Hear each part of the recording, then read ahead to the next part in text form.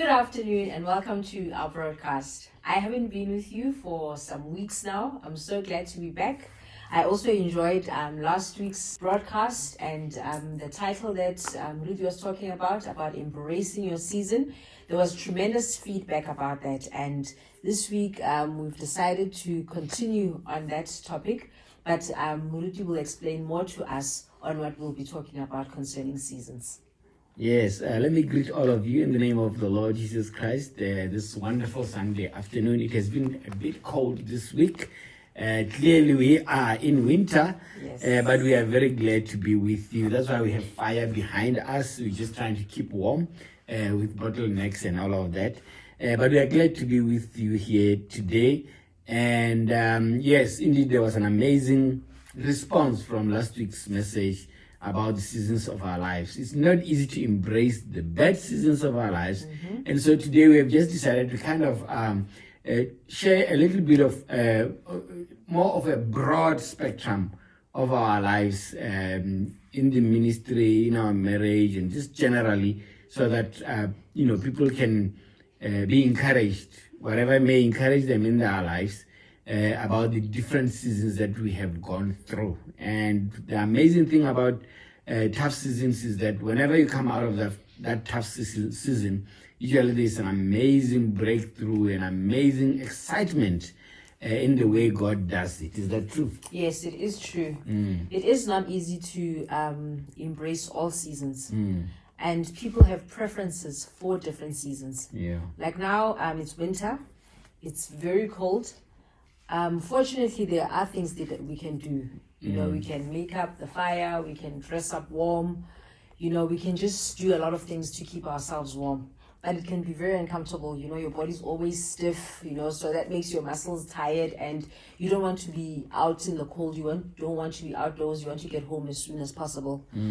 But also there's summer, and in Botswana we know how extreme our summer can be. And there's only so much you can do. You can't take off more than... Please don't do that. You can't take off more than what you already have. So, yes, seasons are different. People have preferences, but there's always something that we can do about a season, because we have to live through all seasons of our lives. Yeah, it's something very interesting about seasons is that they are necessary, isn't it? Yes. For the cycle of life to continue, it's very necessary that you go through the different seasons. Springtime is a beautiful time in many places, color everywhere, and there's something about that. I think in our country or in Africa generally, especially the southern part where we are, sometimes it's very difficult to appreciate the different seasons that are there because of the long summer, Very long summer, and the winter of 3 months, which, because we are not used to, it always seems so long to us.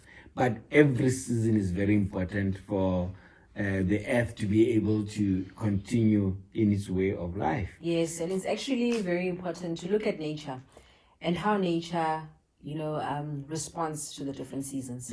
It's always because, animals and trees and creation, they just do things more naturally than us. Yeah, they're not true. necessarily always looking for comfort. They do what is necessary During that time. And we know that in winter it's time for hibernation. Some animals will go into hiding. We know that some birds, they will migrate from one part of the earth to another, far away part of the earth, because of the different seasons. They do what is necessary. It's like, for me, creation, I always wonder, and I'm in awe of creation, because it does what it responds as it should. They don't, as people, we usually become grumpy, we complain, we blame others. When it's cold, you complain it's too cold. When summer hot, comes, you complain it's too hot. But we see that, for hippos, for instance, their skins are very sensitive. So during the day, when it's very hot, up there in Kasani, up there in Maung, they will be under the water. And at night, to keep themselves cool, they get out of the water and they cool themselves. They go and actually hunt at night because Yeah. They have a problem with the sun. Yes. Because it's too much for their Skin. Yeah. So they are in water during the day, at night they go out hunting. Yes. I mean, grazing. Yeah. So from nature, we can learn that we have to do the necessary to cope and to survive in that season. Yeah. So I guess it's very important for us to understand that embracing our season is very, very important. Yes. And because today we just wanted to share a little bit about our story in full, about our seasons. I mean, we met when we were both at university in 1998. We are both studying to be something. Yeah. Yes. I was studying to be a food technologist, food scientist, and you were studying to be an electrical engineer. Yeah. Yes. I was sponsored by Dapswana. I wanted to be an engineer. I wanted to make money. Yeah. Yeah. But of course, I already knew that God had called me. But I had thought that, I could twist God's hand somehow and work for some time before I go to poverty, Yes. which ministry was seen as. Yeah. Yeah. And we were in love from 1998, and we wanted to get married. Remember what happened before we got married? Yes. We didn't want to get married immediately in 1998 because we both still had qualifications to get. Yes. But when we were ready, so when we knew that it was not time, we treated our relationship as friends. We just did what we could do. Go to the scripture union, go to movies, Bible school, whatever we could do, to keep our friendship going and grow in our friendship. But when we were ready, I think I was doing experiential training if I was not back at school just for one semester, and you had been posted. I think then we really knew that age-wise we were ready to get married, and I think the relationship had matured to a point where we could now get married. Yeah. And now in that season it became a frustration. Yeah. I was at Bible school, or I was already at, when we were ready to get married, was I already a pastor in Zabon? Yes. Yeah. Just when you got posted. Yeah, so I was newly, appointed a pastor at Zabon, and I wanted my wife to be there. Well, my girlfriend then, I wanted her to be a wife, but I didn't have the money to pay for Lobola. Yes. Yeah. How was that for you? It was a frustrating, when you don't know how it's going to work out. But I don't know what happens to us as people, that that God has been so good. He had provided very well for us while we were both at university, when you were at Bible school. He had helped us a lot to get through a lot of things. And now we knew that we needed to get married. Obviously, the demand was greater because more was needed, and we now had to gear up in faith, that the Lord is going to do it for us. But it was not easy waiting, and we really did need his big intervention, and he surely did intervene in a big way. Yeah, he finally did provide for us, as many of you know our story, and we did get married. And, my wife had decided to resign from her job about 2 months before we got married. No. I resigned at the end of April. March? No, the third week maybe of April, and we got married on the 3rd of May. Oh, okay. Yeah. Oh, so it's about a few weeks before we got married. Yes. And after marriage, we went to the honeymoon, of course, in Amanzimtoti, and then you came to Zabo. Yeah, real life had to start. Yeah, and how was the real life? The real life was, it was a very interesting time because we were very happy to be living together, to be spending all our time together, with no hindrances, no inhibitions or limitations, and we were happy for that. And I think for me that was very, very important, to be totally in love and be able to spend that time with my loved one, my prince. It was very important because you meant so much for me. So the cost of me leaving my comfort zone, leaving South Africa and going to live in Zabong, I think I needed something really worthy of me staying there. And you were enough for that, for me. even though it wasn't easy, not at all, because it was a totally different environment. We all know the differences between Zabong and Johannesburg. And I think also I was at the, I had started off very well in my career, a good company. So, that's change. You are unemployed. Yeah, it was rather drastic. And I was a pastor earning 2,000. Yeah. So there we were, but we are happy. Yes. I mean, God provided the God basics that we provided. needed. Yes. And the ministry was amazing. And I think for there. me, because we were happy being together, I think I can imagine if we frustrated one another and now we are in each other's face the whole time. I mean, when we were in Zabong, I would just look forward to you coming home for lunch. After attending meetings, meetings with the bouquet or whatever pastoral meetings that you needed to attend. But I looked forward, just you coming home for lunch and maybe going back to whatever you need to do and then coming home again. Yeah. Yeah. And then we were in Zabong for 4 years, then we moved to Gaborone. Yes. How You was were in Zabong for 4 years. I was there for less. Oh, okay, of course, yeah. And then we moved to Gaborone. How was that season? Yes. Let me just mention that whilst we were staying in Zabong, because I was throwing tantrums at God about my circumstances, I did go back and work in Johannesburg for a short time. But I think the Lord also allowed that in that season, because it was a season for us to build our marriage, to build very strong family foundations. But the Lord being God and never forcing anything on us or never imposing his will on us, but instead out of our own will, we have to choose what we want to do.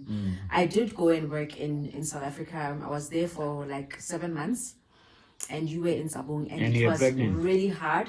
It was really hard. I missed you like crazy. The distance for me, it was just not working. I attended church and it was home cells. The church was big on families. I felt misplaced. I used to cry myself to sleep. I think it was very easy to cry because I was expecting, and I expected you, demanded that you actually come to Joburg every month. So that was not easy. Yeah.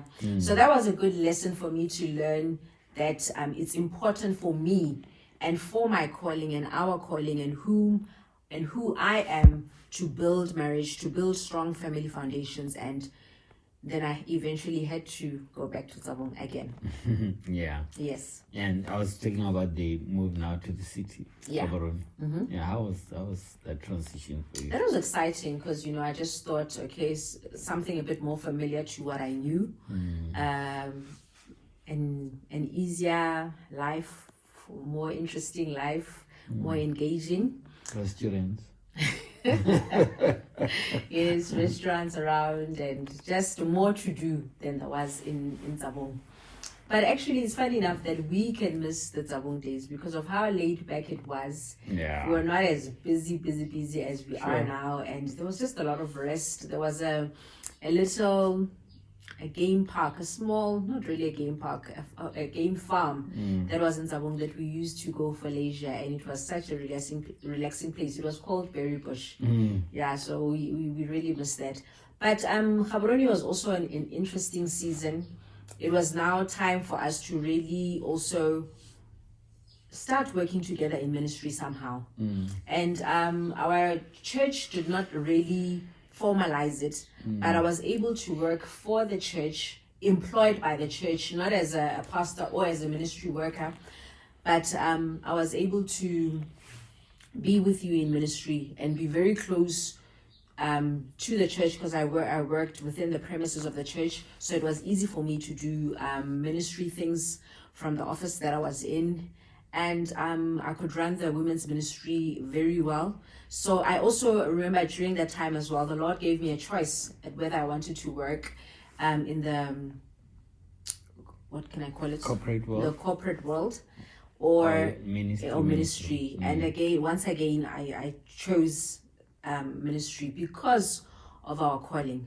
I think it just helped us very much at the beginning to really gel together and work together, work closely, identify together in ministry. Yeah. On my part, what I could say about Zabong in ministry was a huge learning curve. I mean, I had never really been a pastor before, so I was there on my own basically, and I had to learn everything basically on my own, of how things are done.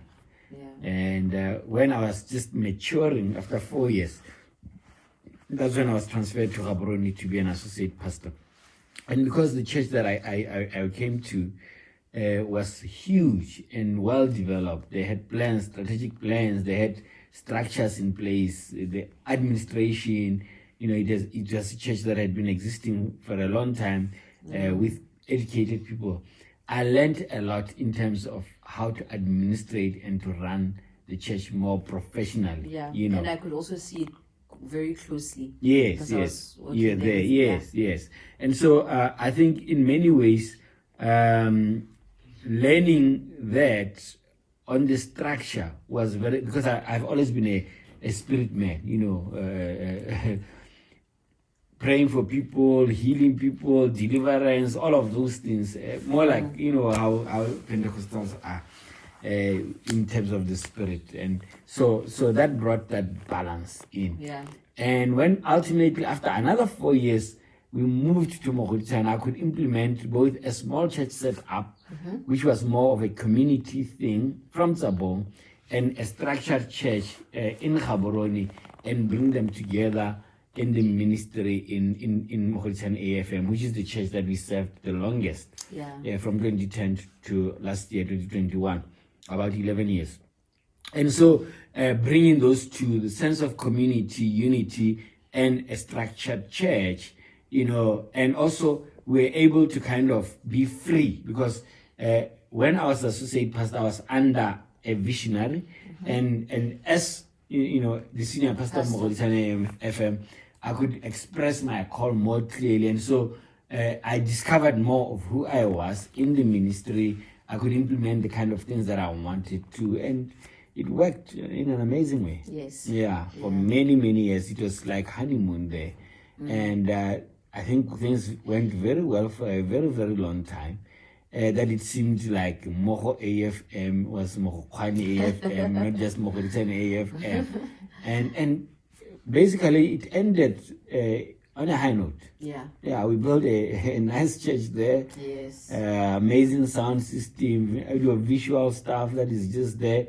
And generally the relationships were great. Yeah. We worked well with the people that were there. Yes. And so for me, I would say in ministry, I learned so much when I was on my own there. But taking from small church, big church, structured church, community church, bringing it together in that form, and then growing out of that. Yeah. And I also think for me in Gaborone, though I was also like you're saying, you were an associate pastor. So, but I had an opportunity of leading the women's ministry starting at Gaborone AFM because my other colleagues, the senior pastor's wife and the other associate pastor's wives, they were both engaged in studies and at work as well. So then that gave me an opportunity to lead. And I thank God that I took it, I took it with all my stride, and I did the best that I could, and that taught me a lot. Taught me a lot to work very closely with the women that would be in the committees at that time, and we planned many events for women. So that allowed me, once I got to Mogotisa AFM, Women of Destiny I always said that it was the most outstanding fellowship in the church, because it truly was. And I think the experience that I did get from Gaborone AFM also gave me a lot of experience, of working with women, working with different people, being patient with people, because as you go to different places in different seasons, the people are different, and people are very complicated, people are complex, and you have to learn at how to work with them. But I always become frustrated when people, and Setswana, when I don't like people because God has created us as the epitome of creation, and he doesn't give up on us. So even with working with people, I think in different seasons there are different experiences, different personalities, but if you trust the Lord and he gives you the grace to work with people, you eventually do well in working with people. And being also faithful with always being faithful with little and with what you have. in your hands. I think I always look at your life as well and your ministry, and I think you have really done well because you have been faithful throughout. You have been available for people. You know, in Zabon, you're available to see people. In Gaborone AFM, you're available to see people. You know, just being there as a pastor daily at the office, and you are the great counselor that you are because you have given yourself time to people.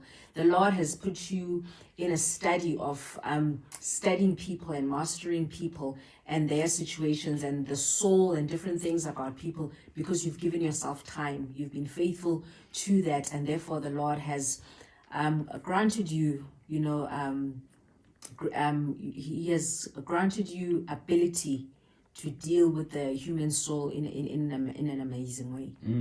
Well, the scripture says those who are faithful in little will be given much, will be faithful in more. So God tends to trust us more. Yes. And it's amazing how you see yourself growing through all of those seasons. Yeah. Now, we have just been talking about growth and that there were challenges in between. Yes. Personal challenges in the family, then ministry challenges. Can you maybe just talk about some of the personal challenges that we had? Yes, I think very soon when we arrived in Gaborone, the following year, we arrived in Gaborone 2006 May. The following year, 2007 June, we had our second daughter, who was born with a lot of congenital abnormalities. She was very sick from birth. When we were in South Africa, she was in the hospital for 2 months. Good. Yeah. Gutlegiti, her name was Gutlegiti, which means it is good unto us. And sure, it was a really, really tough season. And I always thank God that at that time He allowed me to choose working for the church rather than working for a private food industry company here in Lobatse, you know. So I had more time with her. The church was able to support us more, and we needed that support during that time. And within a year, when she was 13 months old, that's when she passed away. And when she passed away on a Thursday, on Monday, her younger sister was born, and Sakiwe, which means we have been built. She lived for 10 days.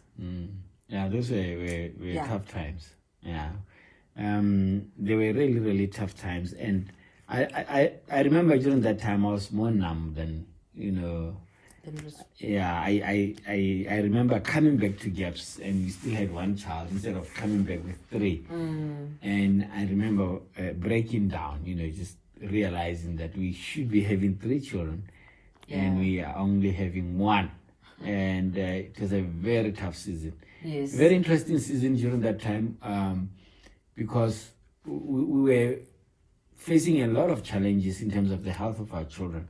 But God provided for us financially during that time. It wasn't a problem during that time. And it was the same time. Just remembering that Guhle had been in hospital, I think, when she was born, she was covered by medical aid. And I think when the medical aid realized a few days after she had been born, because immediately she was admitted into ICU, and we think that they saw her daily bill, and they just wanted to change. It was a war of that season. They wanted to change immediately and said she's no longer covered. And they had already sent a letter to that hospital assuring that they will cover her. So there were a lot, even during that difficulty. I mean, for me, the very sick child was a challenge enough. But now your medical aid is a challenge. You know, sometimes the enemy can just come in with everything. In all directions. Yeah. And then we buried our kids, came back home, and for me, the ministry, which was an amazing platform for me to express myself, which is a beautiful place to work from, the environment had changed. It was no longer the same. You know, It was hostile. It was hostile, very hostile. Yeah, and you don't know why, because you know you'd think people would be more maybe sympathetic, compassionate, you know, sympathetic that you know you're going through what you're going through, but for some reason, I think for me it was one of the hardest times in the ministry, and I remember praying that time, saying, "God, take me out of this place to any other place." But God been faithful. ultimately we are called by Mmoloki and AFM, and like Yes. I said, it was honeymoon for the longest time. Yeah. Now we are out of the AFM. We have been out since last year, August, and it's a total different season. I mean, ever since I started being a pastor, we're taken care of, basically, even in Zabo, but now on our own. Yes. How has that been? It hasn't been easy. I must say that ever since we left, your former place of employment, we did have a business on the side, but it was tough. We thought that, the Lord had trained us enough and we were going to just flow into something new easily and swiftly as well. Yeah. But it has been a season of testing, a season of isolation, a season of Just hardships, eh? hardships. Just like, when things that are simple becomes hard. Yes. Yeah, I mean, hard, yeah. like I said to you guys last week, I mean, things just stopped working. Yeah. Things that were working stopped working. Yes. People that were there stopped being there. Yeah. People that used to check you stopped checking you. But somehow, we may say that it has been very, very hard, but the Lord has been gracious. Oh, yes. That's what His word means when it says that His grace is sufficient. You've seen Him provide through ravens. We've just seen Him in an amazing way. We've had to trust Him, step by step. We've had to live on daily manna, not looking to anyone or anything. Yeah. Just God. Or even planning for a longer time. Just, Lord, take us through this day, take us through this month, take us through this term for the kids. But he provides little by little. I think when we are struggling a lot as people, it's because we want more. We want to plan more long term, perhaps, and or be sure about what's coming. And be sure. But when you really have to look to Him daily, it's not easy. And I think really as children of God, we must get better and better in having daily faith and looking up to Him. Looking up to Him. I think things are only okay for us when we can depend on ourselves. But as children of God, we can depend on a Father who is faithful and who cares. So, yes. Yeah, wow. I think we have talked quite a bit. But I think the message that we want to bring to all of you guys is that it doesn't matter what season you are in, God is always there for us. Yeah, as we close off, I just want to encourage everyone with Philippians chapter 4, verse 12. But I'll just start in verse 11 so that we understand.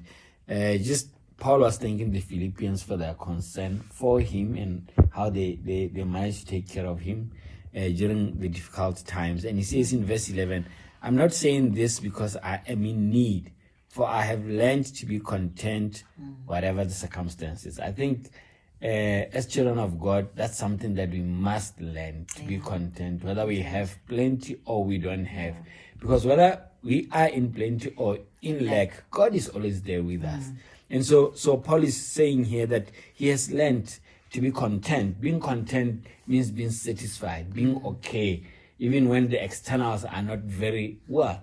And it's one of the signs of faith. When you believe in God, you become content even when you don't see certain things that you wish you could be seeing in your time. And then the verse 12 says, I know what it is to be in need. I know what it is to have plenty. I have learned the secret of being content in any and every situation, whether well fed or hungry, whether living in plenty or in want. And there comes the verse that we all love very much. We don't know, sometimes it's context.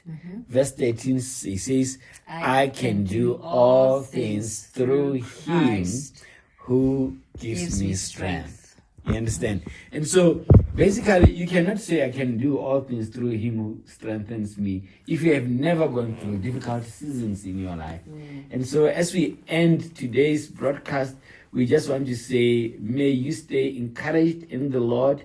It doesn't matter what you're going through, God will come through for you. And today we are speaking, we are in a much better position. God has really, really been good, and we believe in God for greater things that are ahead. When you see our joy, when you see our victories, when you see God doing amazing things of favor in our lives, know that we have gone through something that may be tough. We may be going through a time of plenty, and at the time you may be going through a time of lack. Just remember that there was a time where we also were in that position, and we want to encourage you to hold on no matter what the enemy throws at you. Yes. Thank you so much for joining our broadcast today. We hope that your week ahead is good, and that you look unto the Lord, the author and the finisher of our faith, because he will never leave us. He will never forsake us. Thank you so much. Have a wonderful day. God bless you.